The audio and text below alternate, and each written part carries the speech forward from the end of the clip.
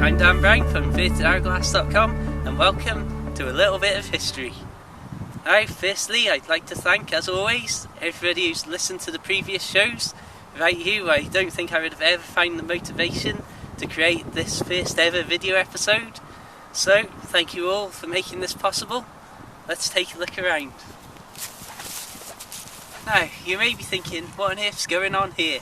Why is this lad fetched us all to a random bunch of empty fields?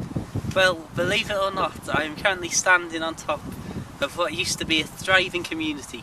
Now, fair play, that was about 3,000 years ago, so times have changed a bit and the new town can be found just down the road over there. But, of course, that must mean I'm standing somewhere historical. Yes, I'm standing on top of one of the best Iron Age hill forts in Britain, maybe even Europe. It is none other than my hometown, Old Oswestry Hillfort. Apart from being one of the finest Iron Age hill forts around, this place has another claim to fame, that of being the birthplace of a certain Lady Guinevere, who you may have heard of in some little known tales about a chap who went by the name of King Arthur, but that is another story altogether. During the 1930s and 40s, there was a series of excavations carried out on the site. Amazingly, they discovered that there had been people living here even before the fortifications themselves were built. This place is that hilltop community somewhere in the late Bronze Age.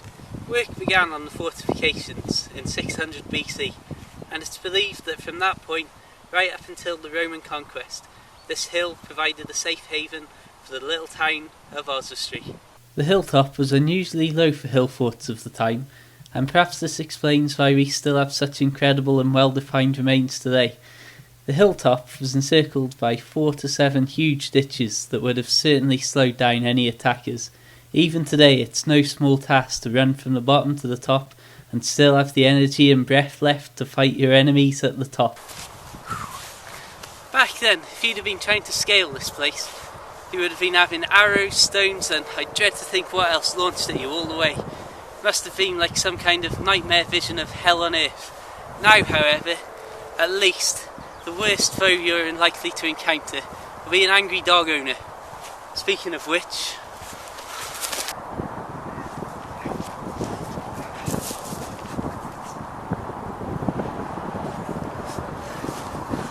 I tell you what, anybody trying to storm this place would have needed to fetch their inhaler. Taking a closer look at the shape of the fortifications, the entrances on the east and the west can be seen clearly as the channels dug out leading straight to the top of the hill. There is, however, a series of intriguing extra ditches built across the western side. The aerial view may not make them look that impressive, but once you're down here, practically in one of them, you can see just how big they are and just how much work went into creating something like this, let alone a series of them.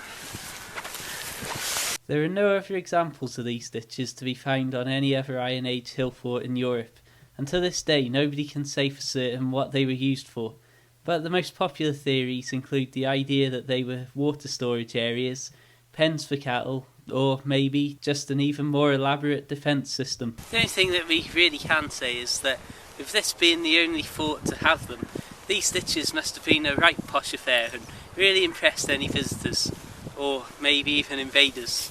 Our trip outside of the podcasting den is now nearly at an end. But before we go home to our nice warm beds, I can't morally allow you to leave without me showing you the view from the top.